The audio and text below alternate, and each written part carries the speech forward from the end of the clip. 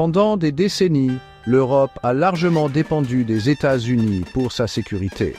Cette dépendance s'est enracinée pendant la guerre froide et s'est poursuivie même après la chute de l'Union soviétique. Les nations européennes, bénéficiant d'une paix et d'une stabilité relative, ont privilégié la croissance économique à des dépenses de défense robustes. Cette dépendance à la puissance militaire américaine a créé un déséquilibre sécuritaire et a conduit à une certaine complaisance parmi certaines nations européennes, partant du principe que le parapluie sécuritaire américain serait toujours là. Mais le monde change. Les récents événements géopolitiques ont exposé les failles de cette approche. Le retour de la compétition entre grandes puissances, une Russie revancharde et les politiques étrangères imprévisibles de dirigeants comme Donald Trump ont ébranlé le sentiment de sécurité de l'Europe. La guerre en Ukraine est un rappel brutal des vulnérabilités du continent. Imaginez un scénario où les États-Unis et la Russie concluent un accord. Cet accord implique une réduction de la présence militaire américaine en Europe. Ce n'est plus impensable. Trump a remis en question à plusieurs reprises la valeur de l'OTAN et a même évoqué la possibilité de reconnaître la sphère d'influence de la Russie en Europe de l'Est. Tout accord entre Washington et Moscou qui impacte la sécurité européenne aurait de profondes conséquences. Il forcerait l'Europe à affronter ses lacunes en matière de défense. Pendant des années, les États-Unis ont exhorté leurs alliés européens à augmenter leurs dépenses de défense. Maintenant, avec la possibilité d'une empreinte militaire américaine réduite, l'urgence pour l'Europe de prendre la responsabilité de sa propre défense est plus grande que jamais. La guerre en cours en Ukraine est un signal d'alarme pour l'Europe. Elle a exposé la vulnérabilité du continent aux agressions extérieures et a souligné l'importance d'une défense européenne unie et robuste. Le conflit a montré que l'Europe ne peut pas compter uniquement sur les États-Unis pour garantir sa sécurité. La guerre en Ukraine change la donne. Elle souligne la nécessité pour l'Europe de développer des capacités militaires crédibles et renforce la nécessité d'une coopération de défense plus étroite entre les États membres de l'UE. La question n'est plus de savoir si l'Europe doit augmenter ses capacités de défense, mais à quelle vitesse elle peut le faire. La Pologne est devenue ça d'une voix importante, appelant à une défense européenne plus forte. Face à une Russie revancharde à sa frontière, la Pologne s'est engagée à augmenter ses dépenses de défense à un niveau impressionnant de 4,7% de son PIB d'ici 2025. Cet engagement témoigne de la détermination de la Pologne à renforcer sa défense nationale et sert également de défi aux autres nations européennes pour qu'elles intensifient leurs propres efforts. La position proactive de la Pologne en matière de défense est motivée par la nécessité, mais elle reflète également une compréhension croissante en Europe que la sécurité ne peut plus être tenue pour acquise. Les actions de la Pologne pourraient agir comme un catalyseur, encourageant d'autres nations à suivre son exemple. Une Europe militairement plus capable dissuaderait non seulement les adversaires potentiels, mais renforcerait également la position du continent sur la scène mondiale. Section 5. Réarmer l'Europe. Financer l'avenir de la sécurité et de l'autonomie européenne.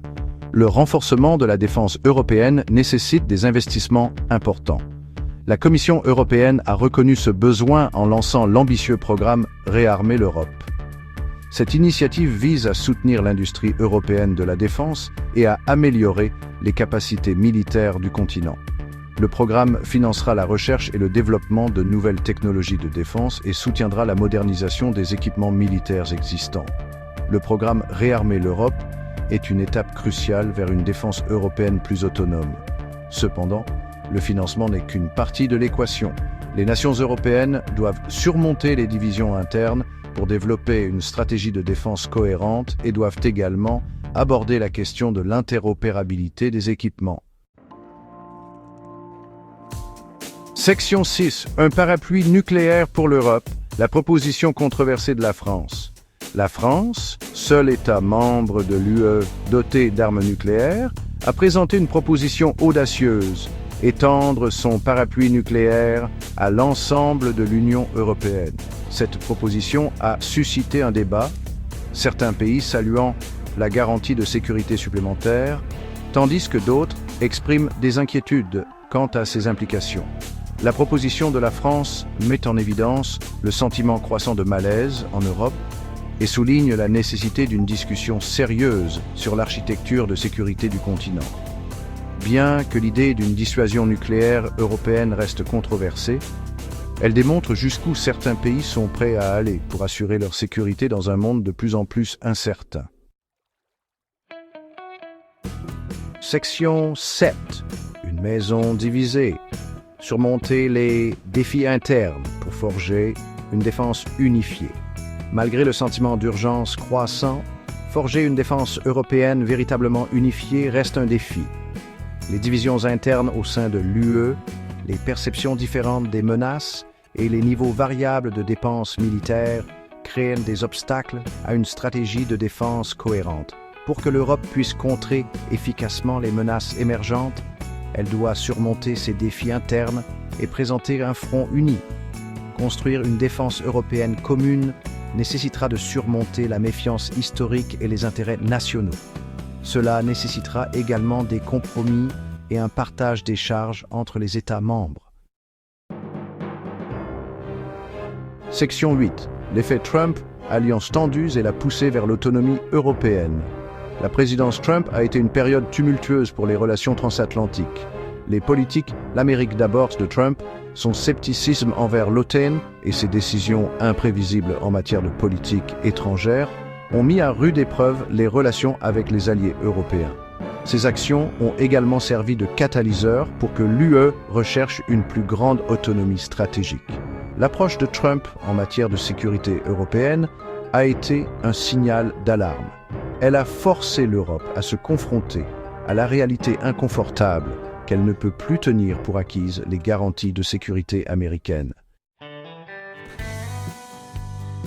Section 9. L'aube d'une nouvelle ère vers une défense européenne plus forte et plus indépendante. Le monde change. Les anciennes certitudes ont disparu. L'Europe est confrontée à un nouvel ensemble de défis.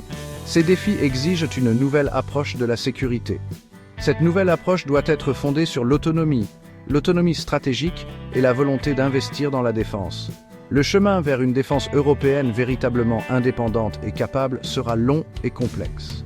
Il nécessitera une volonté politique, un engagement financier et une vision commune pour l'avenir de la sécurité européenne. Cependant, les enjeux sont trop importants pour que l'Europe échoue.